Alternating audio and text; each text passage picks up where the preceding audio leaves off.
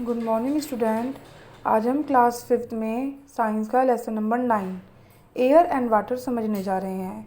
Air का मतलब होता है वायु एंड वाटर का मतलब होता है पानी। यानी कि आज पहले हम इस वीडियो में एयर यानी कि वायु के बारे में पढ़ेंगे। तो जो एयर होती है हमारी, वो हमारे चारों तरफ मौजूद होती है। हवा हमारे चारों तरफ होती है। सभी जीवित चीज़ों को सांस लेने के लिए हवा की आवश्यकता होती है। अगर जो हवा नहीं होगी तो हम सांस कैसे ले पाएंगे, जी कैसे पाएंगे। हम हवा में मौजूद ऑक्सीजन में ही सांस ले पाते हैं। हमारी पृथ्वी जो होती है वो वायु के एक कंबल से घिरी होती है, जिसे वायुमंडल कहते हैं। यह पृथ्वी से सैकड़ों किलोमीटर ऊपर तक फैला हुआ है। यह पृथ्वी के लिए ढाल का काम करती है। पृथ्वी की सतह के पास वायुमंडल का एक मोटा सा घेरा होता है। तो जैसे जैसे हम ऊपर जाते हैं हम पतले होते जाते हैं, क्योंकि जो एटमॉस्फेयर होता है उसका स्तर हमारी पृथ्वी के वातावरण को 5 परतों में बनाता है, यानी कि 5 परतों में विभाजित करता है। वो कौन कौन सी है? Troposphere, stratosphere, mesosphere, thermosphere and exosphere.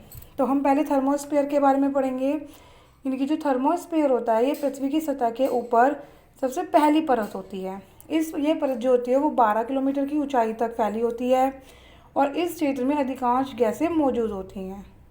इस परत में मौसम जो होता है वो परिवर्तन होता है। इसके बाद देखिए स्ट्रेटोस्फेयर। जो स्ट्रेटोस्फेयर होता है यह परत वहाँ से शुरू होती है जहाँ पर ट्रोपोस्फेयर समाप्त हो जाता है और यह लगभग 50 किलोमीटर तक फैलती है। क्षोभमंडल जो होता है हमारा, क्षोभमंडल की तुलना में वायुमंडल की यह परत कम संघन होती है। जो ओजोन लेयर होती है जो सूर्य की उताप किरणों यानी कि जो सूर्य की तापें होती हैं, ताप किरणें जो आती हैं उससे अवशोषित करती है और इस परत में स्थित होती है। जो प्लेन होते हैं, जो जेट प्लेन, वो इसमें आमतौर पर इस परत में उड़ते हैं। देखिए जेट प्लेन इस परत में उड़ते हैं। इसके बाद आता है हमारा मेसोस्फेयर। जो मेसोस्फेयर होता है यह पृथ्वी से 50 किलोमीटर से 80 किलोमीटर तक ऊपर तक फैला होता है। इस क्षेत्र में तापमान में कमी होती है, इसलिए तापमान कम रहता है तो यहाँ पे ठंडी परतें जो होती है वो ठंडी परतों के रूप में पाया जाता है। और जो मेसोस्फेयर होता है, मेसोस्फेयर में तापमान जो होता है वो कम होगा। जो उल्का चट्टानें होती हैं उसके टुकड़े जल जाते हैं। उसके बाद आता है हमारा थर्मोस्फेयर। जो थर्मोस्फेयर होता है इस क्षेत्र में उच्च तापमान जो होता है, तापमान जो वो उच्च होगा यानी कि ज़्यादा होगा, इसलिए यहाँ पे क्या होती है, गर्मी होती है। और गर्मी के कारण जो लेयर्स होती हैं यहाँ की वो गर्म रहेंगी। जो स्पेस रोटर की जो कक्षाएं होती हैं वो पाई जाती हैं। अब आता है हमारा एक्सोस्फेयर। जो एक्सोस्फेयर होता है ये जो होता है वो over most layer and the air is very thin, यानी कि बहुत पतली सी लेयर होती है यहाँ पे। Beyond the region there is no air, यहाँ पे कोई भी हवा या कोई भी वायु नहीं पाई जाती। अब हमारा कंपोजिशन ऑफ एयर यानी कि एयर जो होती है उसका कंपोजिशन। ये फिगर को देखिए इस फिगर से आपको पता चल जाएगा कि हमारी जो वायुमंडल है उसमें कौन सी गैस कितने % है। इसलिए जो एयर होता है वो एक गैसों का एक मिक्सचर होती है, यानी कि बहुत सारी गैस इसके अंदर पाई जाती है। अभी हमने पहले भी पढ़ा था।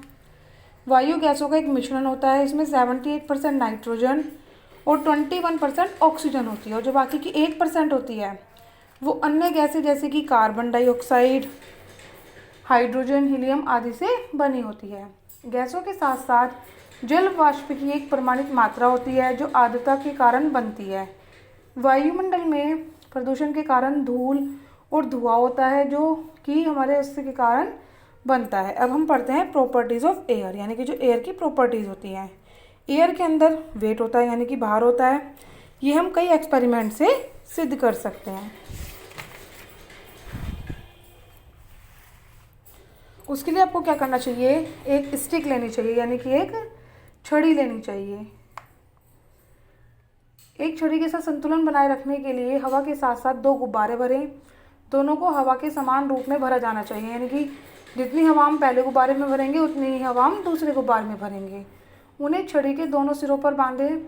एक गुब्बारे को एक पिन से ट्रिक करें और हवा के साथ गुब्बारे का वजन अधिक होना चाहिए।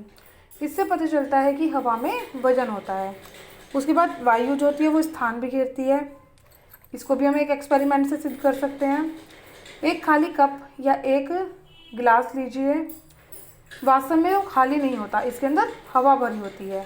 यहाँ एक आसान तरीका है एक पेपर लीजिए जो क्रश करें और ग्लास के नीचे इसे पेस्ट कर दें। ग्लास को उल्टा पकड़कर धीरे धीरे पानी से भरें और कटोरे में धकेल दें। कटोरे के तले पर गिलास को आराम करने दें। धीरे धीरे कांच का जो कटोरा होता है वो बाहर निकालें और कागज़ को हटा दें। कागज़ जो होगा वो सूख जाएगा। ऐसा इसलिए होता है क्योंकि उसके अंदर जो होता है वो हवा होती है। गिलास को पूरा जो होता है वो पूरी जगह घेरती है। अब उसके बाद है एयर एक्सपर्ट प्रेशर, यानी कि जो हवा होती है वो दबाव बढ़ाती है, यानी कि हवा में दबाव भी होता है। यह निम्न प्रयोग से सिद्ध कर सकते हैं। गिलास में पानी भरें ताकि यह सुनिश्चित हो सके कि कोई जगह नहीं बची है। कार्डबोर्ड को गिलास की छिम पर रख जो होती है ना ब्रिम, इसकी ब्रिम पर रखें। अपने हाथों से कार्डबोर्ड को सहारा देते हुए गिलास को उल्टा कर दें। धीरे से अपने हाथ को हटाएं। कार्डबोर्ड जो होगा वो अपनी जगह पर रहता है और पानी जो होता है वो नहीं गिरता। तो इससे ये पता चल जाता है कि कांच के बाहर जो है वो दबाव डालने से कार्डबोर्ड अपनी जगह पर रहता है। Thank you.